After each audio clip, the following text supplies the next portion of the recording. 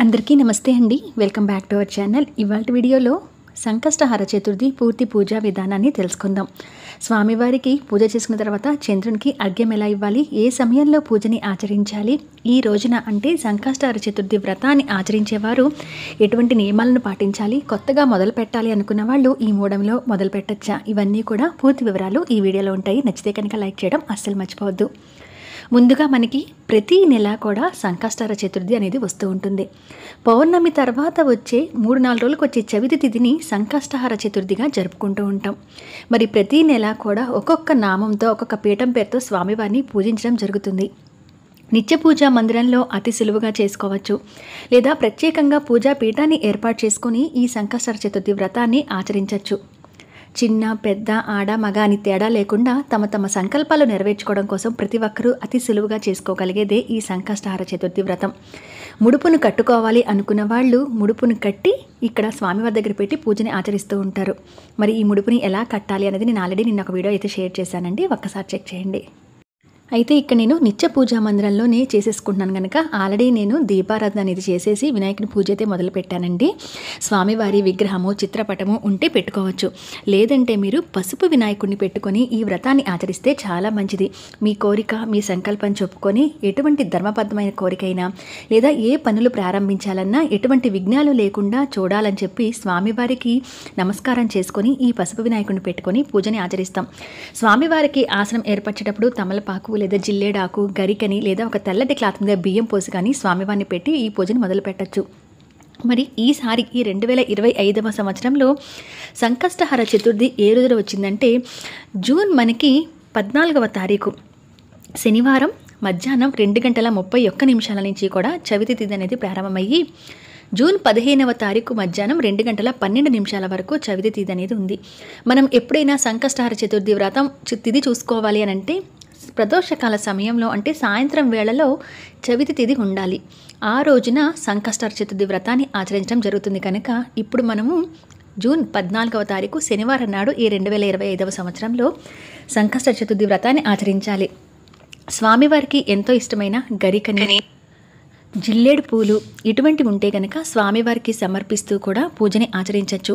మరి ఈ నెల ఈ స్వామివారికి ఈ విధంగా పూజని ఆచరిస్తున్నప్పుడు జ్యేష్ఠ మాసంలో స్వామివారి నామం వచ్చేసి కృష్ణ పింగళ మహాగణపతి అని స్వామివారిని ఉచ్చరిస్తూ ఉండాలి. అంటే మనం అన్ని ఉపచారాలతో ఈ వ్రతాన్ని ఆచరిస్తున్నప్పుడు కృష్ణ పింగళ మహాగణపతి నమః అని స్వామివారిని ఆ నామంతో పూజ చేసుకోవాల్సి ఉంటుంది. పూజకి ఆసనం కూడా ఆ స్వామివారి పీఠం పేరు కూడా శ్రీశక్తి గణపతి పీఠంగా ఈ జ్యేష్ఠ మాసంలో పిలుస్తూ ఉంటాము.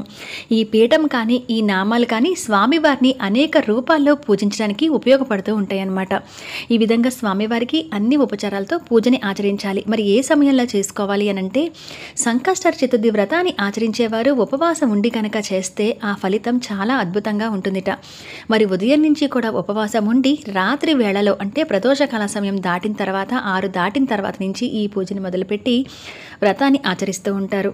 ఆ తర్వాత చంద్రునికి అర్ఘ్యం ఇచ్చి మళ్ళీ లోపలికి వచ్చి స్వామివారికి నమస్కారం చేసుకొని స్వామికి పెట్టిన నివేదన చేసిన ఏదైతే పదార్థాలు ఉన్నాయో అవి స్వీకరించి ప్రసాదంగా అప్పుడు ఉపవాసాన్ని విడవాలి.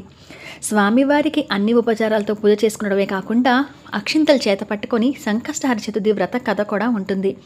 ఆ కథ చదువుకొని కొన్ని అక్షింతలు దేవుని ముందు పాదాల ముందు వేసి మీ తల మీద కూడా వేసుకోవాలి. ఎవరైనా సరే వివాహం కోసం అవ్వచ్చు, సంతాన సమస్యలు అవ్వచ్చు, ఉద్యోగ ప్రయత్నాలు అవ్వచ్చు, ఎటువంటి సమస్య నుంచైనా బయటపడటం కోసం, ఆ పనుల్లో మనం ప్రారంభించిన పనుల్లో విజయం కలగటం కోసం, ఎటువంటి విఘ్నాలు లేకుండా ఉండటం కోసం, అందులో ఇప్పుడు స్కూలు ప్రారంభమయ్యాయి కాబట్టి పిల్లలకు కూడా మంచి విద్య రావడం కోసం కూడా పిల్లలు చేయొచ్చు. వాళ్ళ పేరు మీద తల్లిదండ్రులు కూడా ఈ వ్రతాన్ని ఆచరించవచ్చు. అయితే ఆల్రెడీ చేస్తున్న వాళ్ళు ఈ వ్రతాన్ని 3, 5, 9, 11 ఇలా 21 నెలల వరకు కూడా అనుకుని చేస్తూ వస్తారు.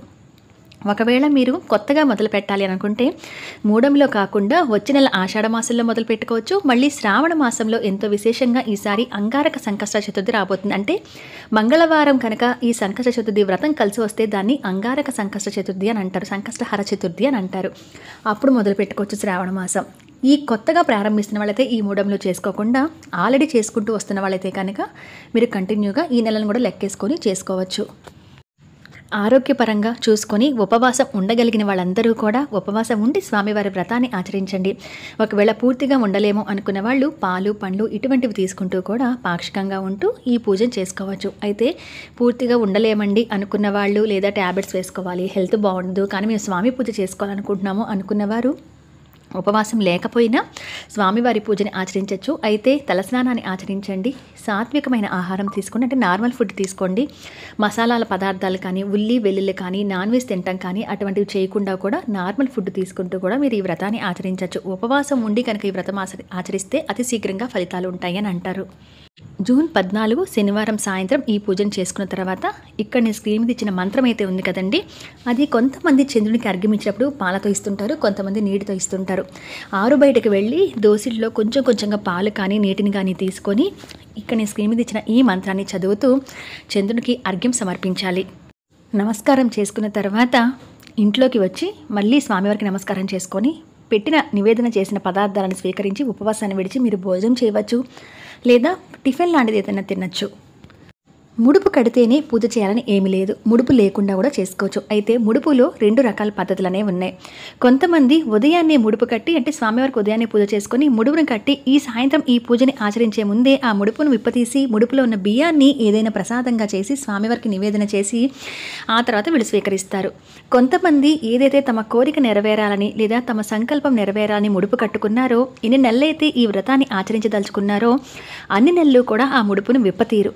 అన్ని నెలలు కంప్లీట్ అయిన తర్వాత మాత్రమే స్వామివారికి ఆ ముడుపుని చెల్లిస్తారనమాట. అది ఉదయం కట్టి సాయంత్రం విప్పతీసే పద్ధతి ఉందా, లేదా మీరు ముడుపుని కట్టి ఎన్ని నెలలైతే ఈ వ్రతాన్ని ఆచరించాలనుకుంటున్నారో అన్ని నెలలు కంప్లీట్ అయిన దాకా ముడుపును ఉంచుతారా అనేది మీ పద్ధతి ప్రకారం చూసుకొని ఈ వ్రతాన్ని ఆచరించండి. ముడుపుని అలానే ఉంచి చేసుకునేవారైతే కనుక ప్రతి నెల సంకష్ట చతుర్థి వ్రతాన్ని ఆచరించే ముందు స్వామివారి దగ్గర పూజ మొదలు పెట్టబోయే ముందే ముడుపుని కావాలంటే కట్టుకొని అక్కడే ఉంచి స్వామివారి దగ్గర పూజను చేసుకోండి.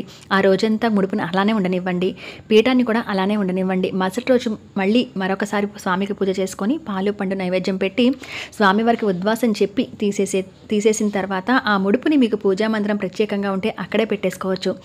ఆడవారికి ఇంట్లో ఉండే ప్రాబ్లమ్స్ వల్ల ఇంట్లోకి రావాల్సి వస్తుందండి, అంతా కలిపేస్తాము అనుకున్నప్పుడు ఆ ముడుపుని ఎవ్వరూ ముట్టుకొని ప్రదేశంలో బీరువా అలాంటి చోట ఆ ముడుపుని దాచుకొని మళ్ళీ వచ్చే నెల వ్రతాన్ని ఆచరించేటప్పుడు మళ్ళీ ముడుపుని తీసుకొచ్చి అదే ముడుపుని తీసుకొచ్చి స్వామివారి దగ్గర పెట్టి పూజ చేస్తారు. ఇలా మీరు ఎన్ని నెలలు అయితే అనుకుంటారో అన్ని నెలలు ఇదే పద్ధతిని పాటించి అన్ని నెలలు కంప్లీట్ అయిన తర్వాత మరుసటి రోజు ఆ ముడుపుని విప్పతీసి ఏదైనా ప్రసాదంగా చేయాలి బియ్యాన్ని. దాంట్లో కట్టిన డబ్బుల్ని మీరు ఎక్కడైతే దగ్గరలో దేవాలయాలు ఉన్నాయో ఆ హుండీలో స్వామివారికి ఆ ముడుపు చెల్లించేయచ్చు. మీరు ఉదయం కట్టి సాయంత్రం తీసే పద్ధతి ఉంటే కనుక ఉదయం ముడుపు కట్టుకుంటారు, సాయంత్రం పూజను ఆచరించే ముందు ఆ ముడుపును విప్పతీస్తారు, ఆ డబ్బుల్ని దేవాలయం హుండీలో వేసేసుకోవచ్చు. ఈ మీ పద్ధతులను బట్టి చేసుకోండి. ఒకవేళ మీకు ఏదైనా కారణాల రీత్యా చేసుకోలేకపోతే ఈ సంకష్ట చతుర్థి వ్రతాన్ని జూన్ 15 ఉదయం వరకు, అంటే మధ్యాహ్నం వరకు కూడా ఉంది కాబట్టి ఆదివారం చేసుకోవచ్చు. అయితే ఆదివారం వచ్చింది కాబట్టి నాన్ వెజ్ తినే వాళ్ళకి కొంచెం ఇబ్బందిగా ఉంటుంది అని అనుకుంటే జూన్ 14 ముందుగా చేసుకోవాలి. ఎందుకంటే ప్రదోషకాలంలో చేసే సమయంలో చేసే పూజ కాబట్టి. ఒకవేళ తప్పని పరిస్థితుల్లో శనివారం చేసుకోలేకపోయామనుకుంటే మీరు ఆదివారం ఉదయం కూడా ఈ పూజని సులువుగా చేసుకోవచ్చు. మరి ఈ రోజున ఉండ్రాళ్ళు, అటుకులు, బెల్లం, కుడుములు, పండ్లు, చెరుకు ముక్కలు, బెల్లం ఇటువంటివన్నీ కూడా స్వామివారికి నివేదన చేయవచ్చు. ఈ రోజున పిల్లలకి ఎవరికైనా ఏదైనా పంచిపెట్టినా కూడా అటుకులు, బెల్లం, శనగపప్పు ప్రసాదంగా చేస్తాం కదా, అటువంటివి పంచిపెట్టినా, వాళ్ళకి నచ్చిన పుస్తకాలు కానీ పెన్నులు కానీ ఇటువంటివి పంచిపెట్టినా కూడా చిన్నపిల్లలకి చాలా మంచి ఫలితం వస్తుంది అంటారు. ముఖ్యంగా ఇప్పుడంతా మనకి స్కూళ్ళు ప్రారంభమయ్యాయి కాబట్టి పిల్లల చేత ఎవరైనా మీరు చేయించాలనుకుంటే చేయించండి. విద్యా జ్ఞానాన్ని ప్రసాదిస్తారు కాబట్టి స్వామివారు పిల్లలు బాగా చదువుకోవడానికి కూడా ఈ వ్రతం అనేది చాలా మంచి ఫలితాలను అయితే ఇస్తుంది. పసుపు వినాయకుడిని పెట్టుకొని పూజ చేసిన వారైతే ఉద్వాసన చెప్పి మరుసటి రోజు కదిలించి తీసేస్తారు కదా, ఆ తర్వాత గ్లాస్ వాటర్లో కలిపేసేసి నిమజ్జనం చేసే స్వామివారిని మీరు తులసి చెట్ల కాకుండా ఏదైనా పచ్చని చెట్టు మొదట్లో ఆ పసుపు వాటర్ని వేసేయచ్చు. మరి ఈ విధంగా అతి సులువుగా పూజను చేసుకుంటూ అతి శీఘ్రంగా కోరికలు నెరవేర్చుకునే వ్రతం సంకష్టహర చతుర్థి వ్రతం. ఎటువంటి విఘ్నాలు లేకుండా మన పనుల్లో ముందుకు సాగడానికి స్వామివారి ఆశీస్సులు తప్పనిసరిగా ఉంటాయి.